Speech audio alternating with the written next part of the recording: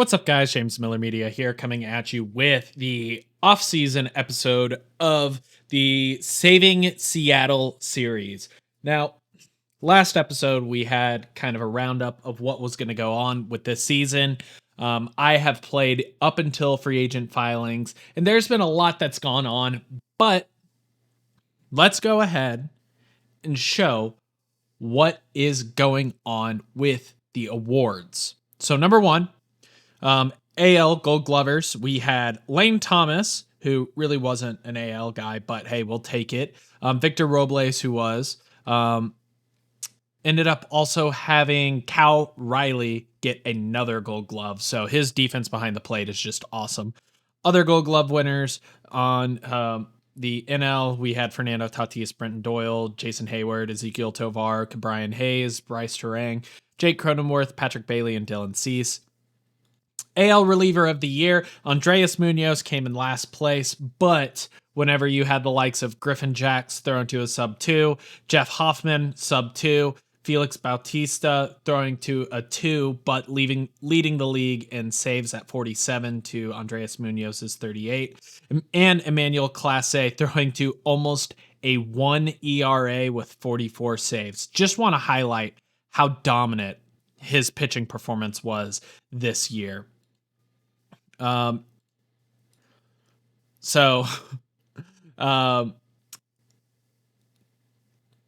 April, he struggled a little bit. May, amazing. June, July, August, and September, ERA plus of over 500. That is absurd. Did not give up a run in 10 appearances in June. Did not give up a run in 10 appearances in July. Gave up 1 run in 13 appearances in August. Did not give up another run in 13 appearances in September. Absolutely insane. Go crazy, Emmanuel. Go crazy. NL reliever of the year was Orion Kirkering. Also, Ryan Fernandez, Dylan Lee, Justin Martinez, Matt Strom, and Tanner Scott, honorable mentions. Silver Slugger, we, of course, had Cal Riley, 4.4 WAR, hit 31 home runs, 78 RBIs. Brent Rooker was the first baseman, Brandon Lau, second baseman, Jose Ramirez, third baseman. I think the eventual MVP winner, Gunnar Henderson, was the shortstop. Riley Green, the left fielder. Center fielder, Julio Rodriguez. Love to see it. Anthony Santander, the right fielder, with Yordan Alvarez hitting 40 bombs as a pure DH. Other NL platinum gloves, Silver Sluggers, Shohei, no surprise, 53 homers for Shohei, Fernando Tatis, PCA, Jackson Churio, Ellie De La Cruz, Matt Chapman, Matt McClain, Bryce Harper, and Gabriel Moreno. AL's Rookie of the Year was Roman Anthony, Tomoyuki Sugano, Carson Williams, Kumar Rocker, and Emmanuel Rodriguez round out the rest.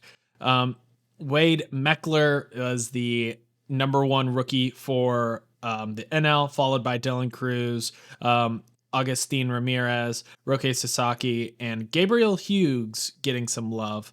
Top manager was Brandon Hyde and Dave Roberts, no surprise there. Logan Gilbert, not unanimous, but gets the Cy Young for us here. He's going to get very expensive very quickly. Shane McClanahan gets second. Tariq Skubal, Max Scherzer, Tomioka Sugano, Garrett Crochet, and Hunter Brown all round out the rest.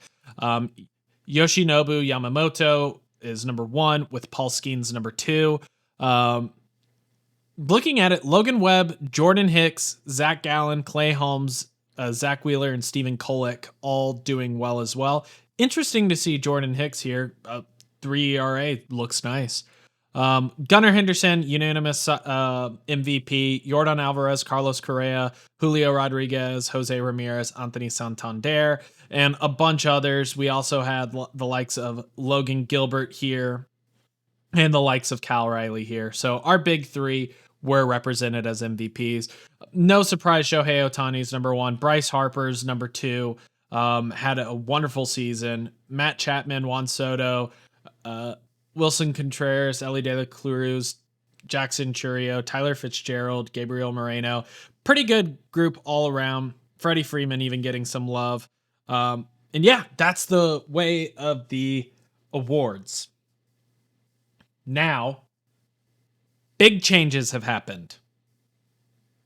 Let's go ahead and check out. I think I'm going to go here. Front office. No. Need to go organizations. Transaction log. Let's look at that. So had a bunch of people. Actually, I think the best way to look at this is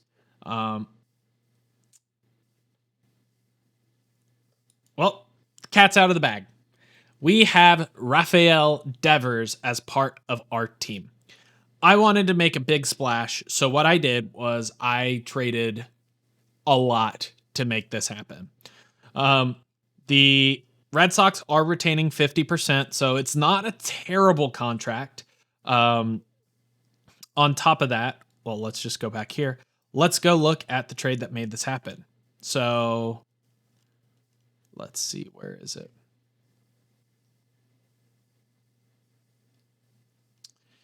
It is right here, and it is a big one. So number one, we traded away Esteury Ruiz. He was going to make arbitration. We traded away Zach McKinstry. He was going to be on arbitration. We traded away George Kirby.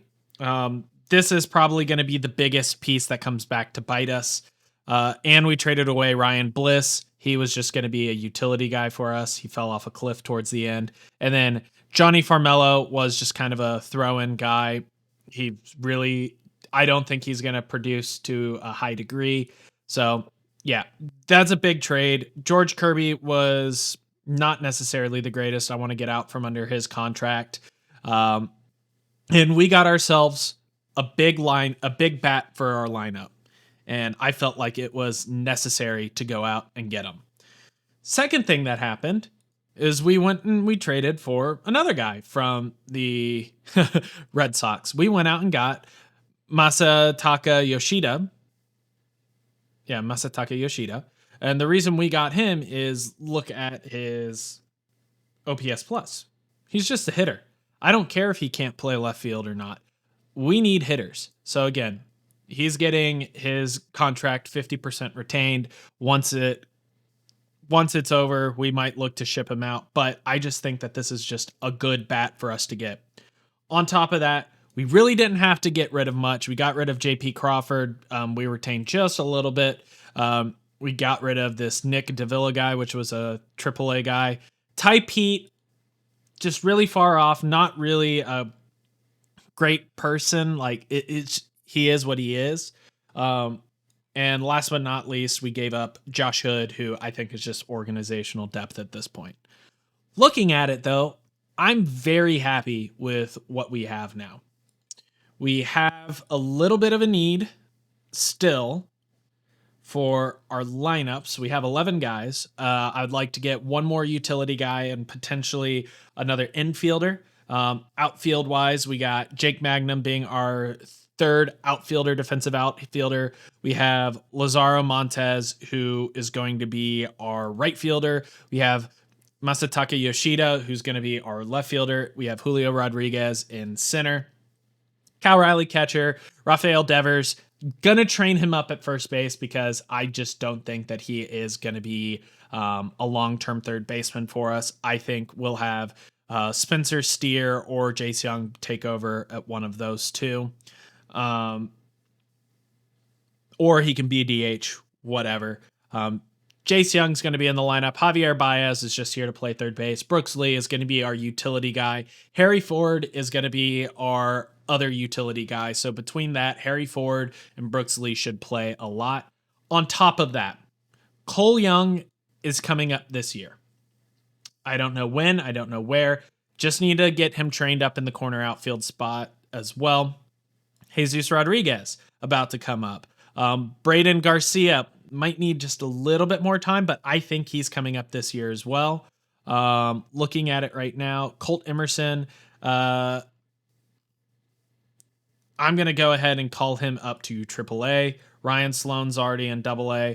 We're looking like we do need to start filling out some of our upper minors just a little bit, but that's where we're going to wait until way later in the process to go and get some basically quad A depth here. On top of that, let's go look at some free agents that filed. So obviously, well, let's look at a different area real quick. So new budget, we had 238. I'm not 100% sure what that does for us in terms of budget. They want us to achieve a winning record, upgrade in left field, acquire a power hitter. I believe I did that. Increase attendance, and then reach the World Series in the next 6 seasons. So real quick, I've already dropped this down to $35 just to get a little bit more in terms of ticket prices. Also, the scouting budget has been increased from 11 million to 20 million, and the development budget's increased from 18 to 30 million. I will eventually get this maxed out, but for the time being, we're fine. Fan loyalty is already at 94. They have good loyalty. We have a good market size. We still have plenty of money to play around with. Our current budget's apparently going to be increased next year too, so that's awesome. Prospect list is released.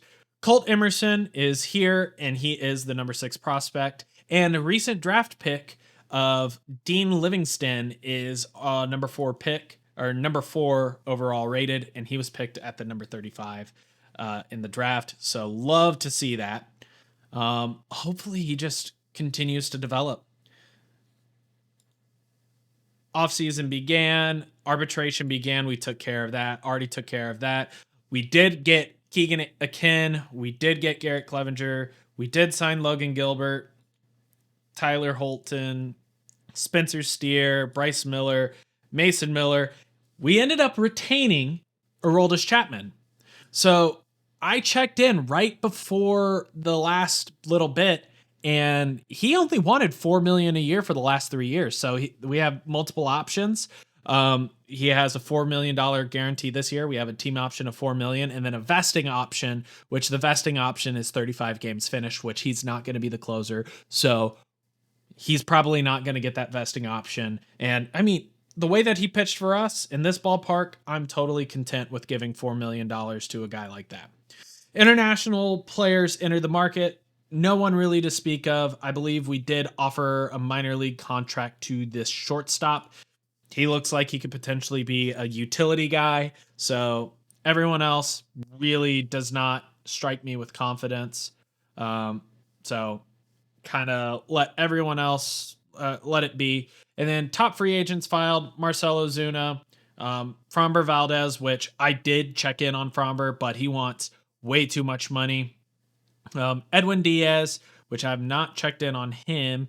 He wants way too much money. I'm not paying a closer that much. Josh Naylor, have not checked in on him. That's way too much money. Kyle Tucker, Salvador Perez, no need. Yeah, the rest of these guys is really no need. I am going to check in real quick. Devin Williams, that's a little bit more attainable, but we're not going to worry about that. So right now, I'm just going to fast forward to later part of the season. Probably going to do the Rule 5 draft here in a minute. But yeah, we're just going to jump on ahead to the next little bit. We were able to get that second baseman inked to a minor league deal. This guy might actually end up being a good insurance piece for us. Good personality. So I'm going to go ahead and just request a new scouting report just to make sure everything's up to date on him. But as you can see, we're a couple days away from the winter meeting. And as you can see, we lost a 3rd round pick. Why? Well, signed Kyle Tucker. I checked in with Kyle Tucker, and his request was not crazy. I looked at it and I was like, 19 million this year, 20 million the next, and then up to 30 million for the next 2 years after that in your prime.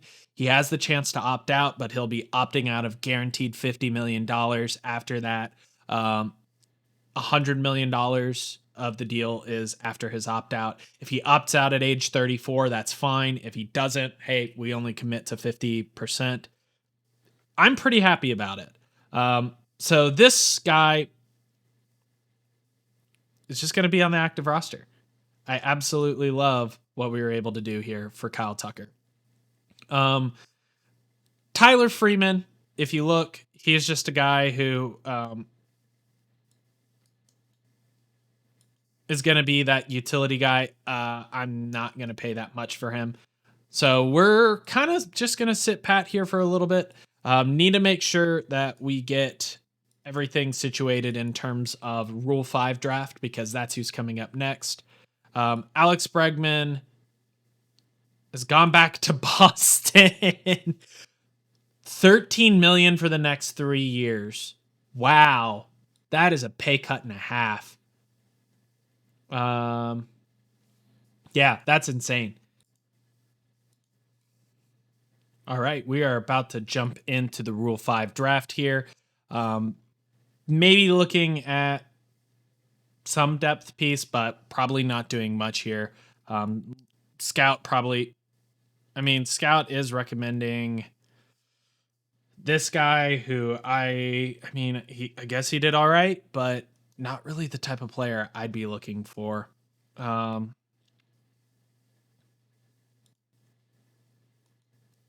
Yeah, I don't think I'm gonna go for any batters. Let's see if there's any pitchers.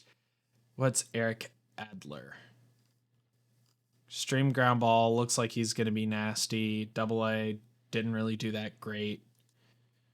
Yeah, no, I think I'm just gonna hold pat.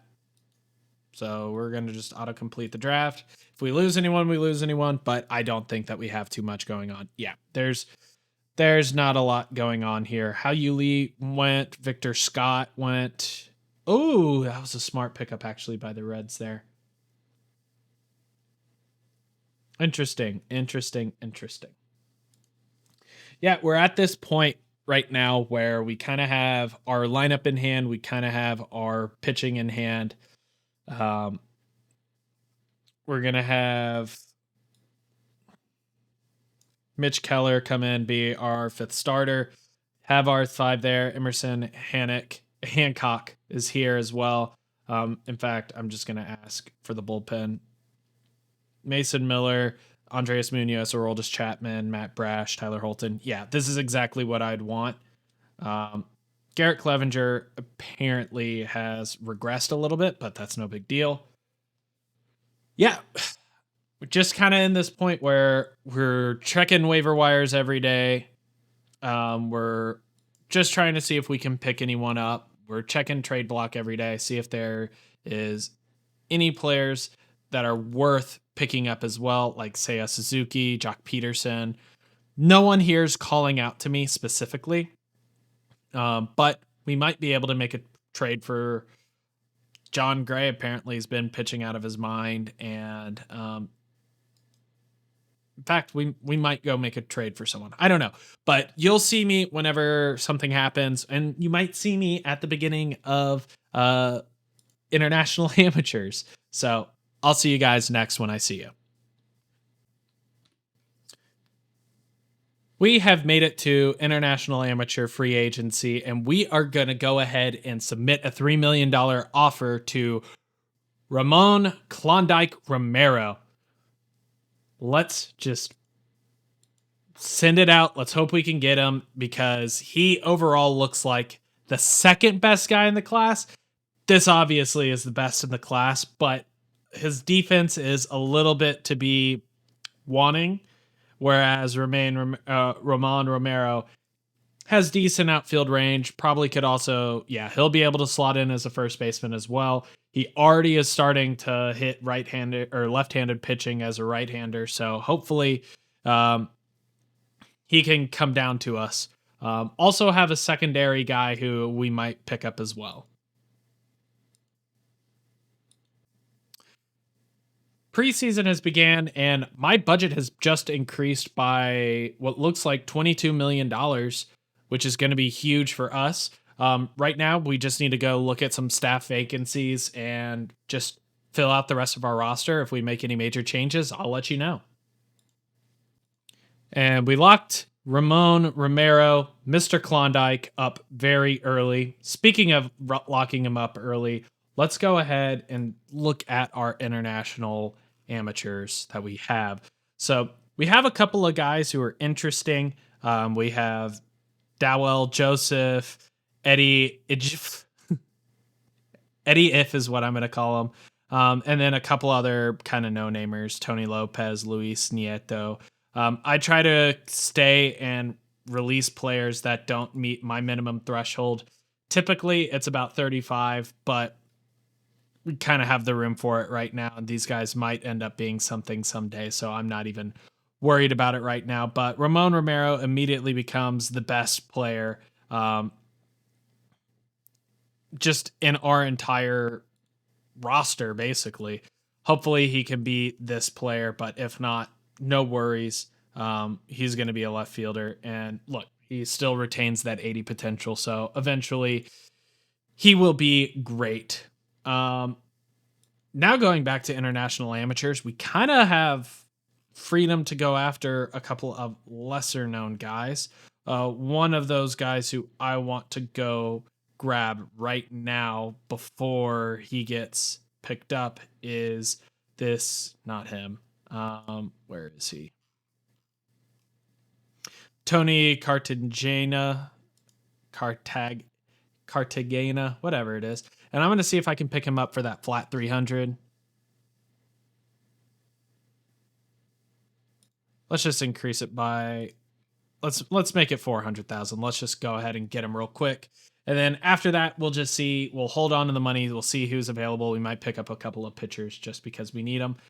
Staff vacancies, I think it's just one vacant Arizona complex guy. Not really worried about this too much, but something I am going to take care of real quick just because I like doing this right now. Major League free agent signings and releases. Just from preseason to the beginning of the season, I turned this on just so my minor league managers can start filling out some potential places. I mean, we have 12 guys in AA. We have 11 guys in AAA. A lot of these guys in high A aren't quite ready yet for AA. So once we get the revolving door around a little bit, we'll be able to do a lot better. But in these next coming days, you'll see in a second, we'll start to fill up. Ah, man.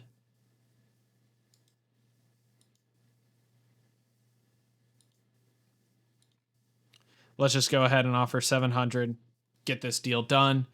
Hall of Fame voting results. I mean, I knew we were getting Carlos Beltran. Everyone else is just kind of eh. But let's see if we can start filling up some of our minor league systems. It may not happen until spring training, but we'll see. And again,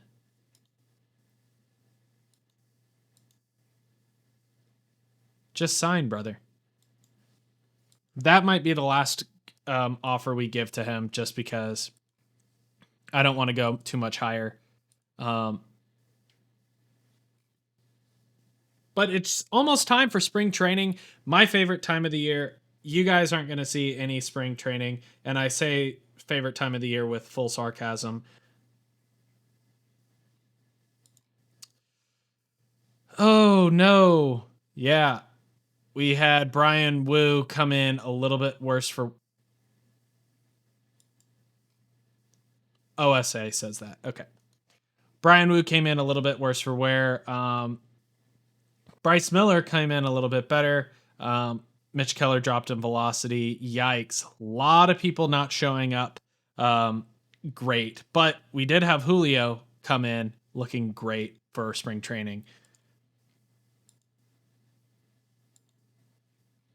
I think we ended up, we got Tony Cartagena, whatever. We got Tony C. And see, this is why you guys don't see me call up these guys because it's like, this guy's probably going to be a nothing for us, but he's close enough, so we're going to keep him in our stuff. So we just got to spring training. Stuff's going on. Let's go ahead and see what we got for the first round of development stuff. Luis Montes, no improvement. Jace Young, quality of contact improved by a little bit. We asked to see that BABIP go up to 50. Maybe this is the year that he turns around.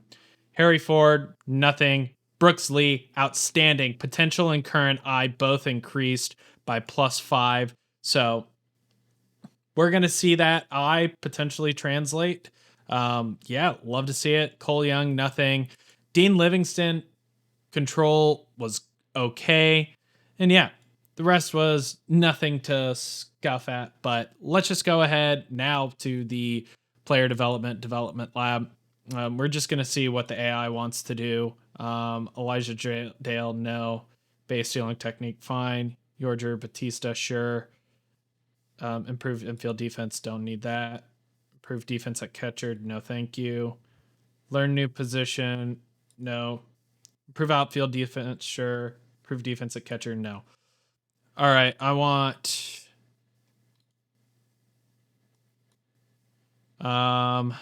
is it Chris Arroyo? No.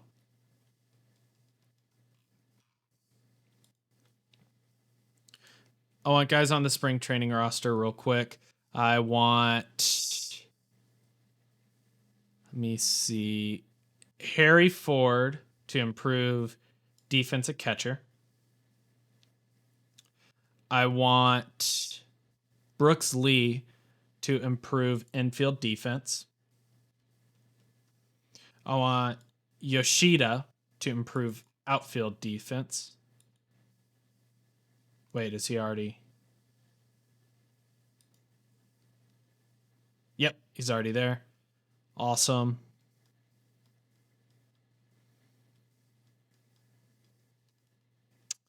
I think that's all that I really, really needed. Cole Young, I also want him. Do I want him to learn a new position? Or how about we just improve his infield defense? Colt Emerson, improve infield defense. And we'll just have Kyle Tucker improve outfield defense, because those are going to be a lot of the people that we need to have good development processes. So we're going to just jump into opening day-ish, and we're going to go look at what our prospects are, what we're going to be this year. So hopefully we turn things around here pretty soon and get off to the playoff race to start. So I'm going in and hiring a manager for one of my lower leagues, and this is something that I wanted to show you guys. Number one, the first and most important thing that I do when trying to pick out a manager is I look at my relationships. I want to see this at least be good. Then I go to the profile to make sure, is it something that I like? I like the power pitchers, and I like a neutral hitting focus. He's good everywhere. He handles aging, handles mechanics, and handles development outstandingly. This guy is getting a contract right now. 3 years. We're not going to offer him 70. We're going to save some money. We're going to do 60. And this is a guy who we're going to be able to promote up and up and up and up and up. We have made it to opening day. And you know what that means? Last DevLab boosts plus prospect list plus preseason predictions. I am going to just go over real quick all of that, plus our opening day lineup and stuff like that. For those of you who have sat with me through all of the outro and all of the offseason episode, the new look Seattle Mariners should have a boomer bust lineup, and I'm really excited about this. So we should have a winning season. No worries about that. No improvement for Merrick Houston. Successful for Bautista to have better base stealing. So that's going to be a guy who's going to be pretty good for us here in a little bit. He is currently in rookie ball, so let's hope he does well. No improvement for Yoshida. Harry Ford, outstanding. Arm improves, ability improves, and rating improves. What does that look like? He is a 65 across the board. So this is going to be a guy who's going to do very well in the lineup for the Seattle Mariners. Already looking at it, catcher ERA is below 3. Runners thrown out at 20%, not great. Framing is 1.4. I think that's pretty good. So we have 2 awesome catchers here in Seattle. Brooks Lee was also massive improvement. He could be our everyday shortstop here if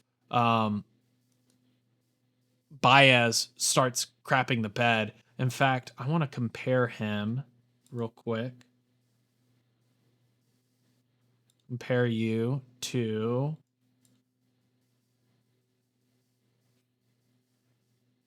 Javier Baez. Just purely defensively. That's all I care about. Where is defensive rating? So let's look. So infield range.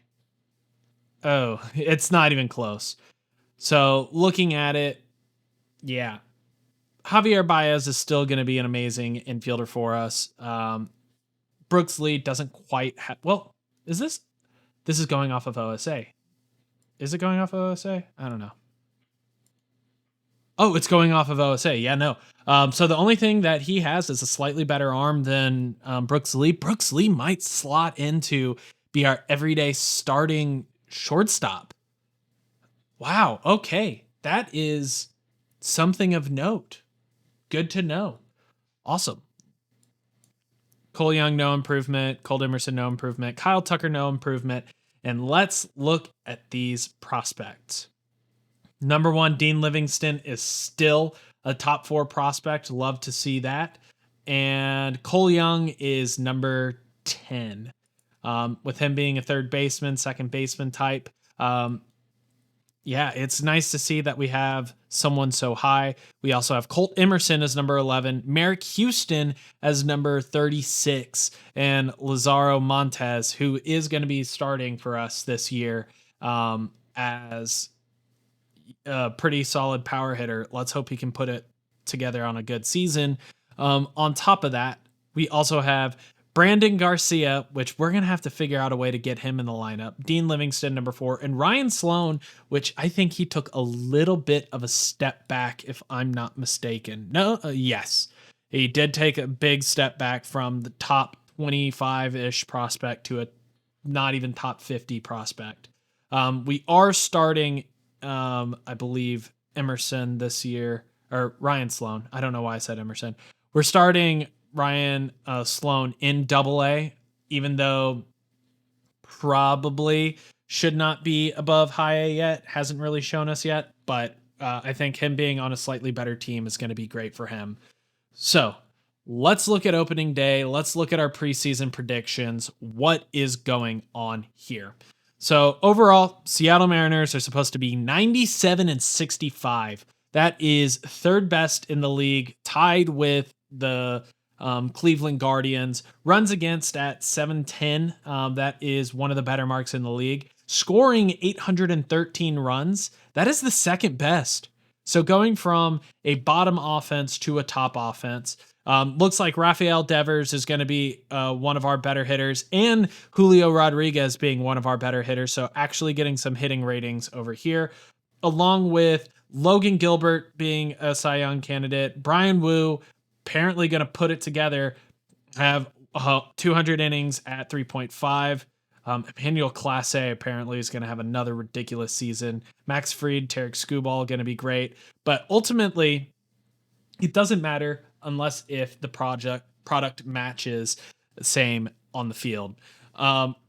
We were able to just kind of massage some things around pretty much with what we had at the end of last year is what we're going to get this year. Mason Miller is going to slot into the closer role in front of Andreas Munoz. It's nice to have a two-headed monster in between these two guys. Aroldis Chapman's going to stay as our closer or as a setup man for the time being.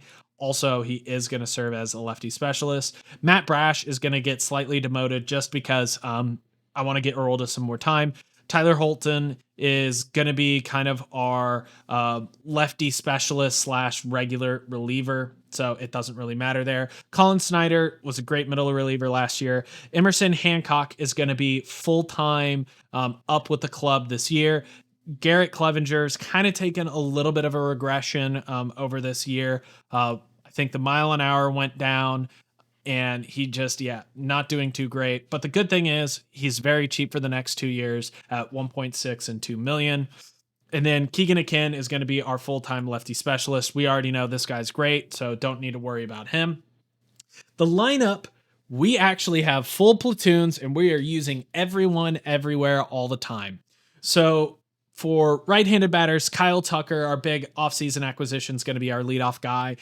Big bop right in the front of the lineup. Love to see that. Masataka Yoshida, big contact bat right in the front of the lineup as well. Power did regress just a little bit, but he's not going to strike out. He's going to be a good table setter. He's going to be great for us. Julio Rodriguez in the 3-hole. A first base, Rafael Devers here in the cleanup spot. He's going to be our everyday first baseman. Kyle Riley is going to be our 5-hole batting, catching only versus right-handers. Because sorry to say, but Harry Ford is taking the full-time catching position versus left-handed batters because of that dev boost. He just looks too good. Lazaro Montez is batting 6th, playing left field. Really want to see him tap into this power this year, but we need to get him everyday reps out in the outfield. Spencer Steer batting 7th, playing second base. He may be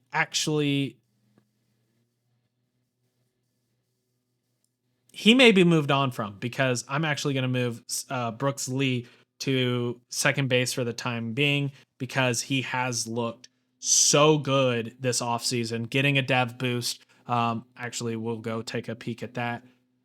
Where is it? I think it's history. He scored an outstanding for plate discipline and then improved his defense training. He may end up being our everyday shortstop here in a little bit. Jace Young is going to get right-handed at-bats versus right-handers as a third baseman.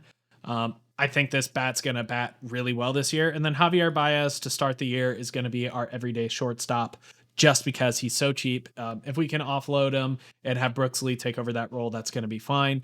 The only differences over here is we have Harry Ford is going to be a number 2, 2-hole batting against left-handed pitching, and Jake Mangum is going to come in and play as well against. Actually, I don't think so. I think we're going to give Lazaro Montez the full-time job here, but he's just going to bat super late in the lineup. So we'll just have to see how this year goes. Overall, looks like we're going to be one of the better teams in baseball. Overall, I'm really excited of the turnaround that our offense on paper looks like it just had. So next episode will be kind of the 1 month mark or halfway mark or whatever. We're going to jump through it. I don't know when I'm going to do it. I am going on vacation, so I'm not 100% sure when I'll be able to get back to it, but I can promise you right now, I've had a hankering for this. I'm so excited to be playing this. And yeah, let's keep on saving Seattle. I'll see you guys next time. Thank you so much for watching.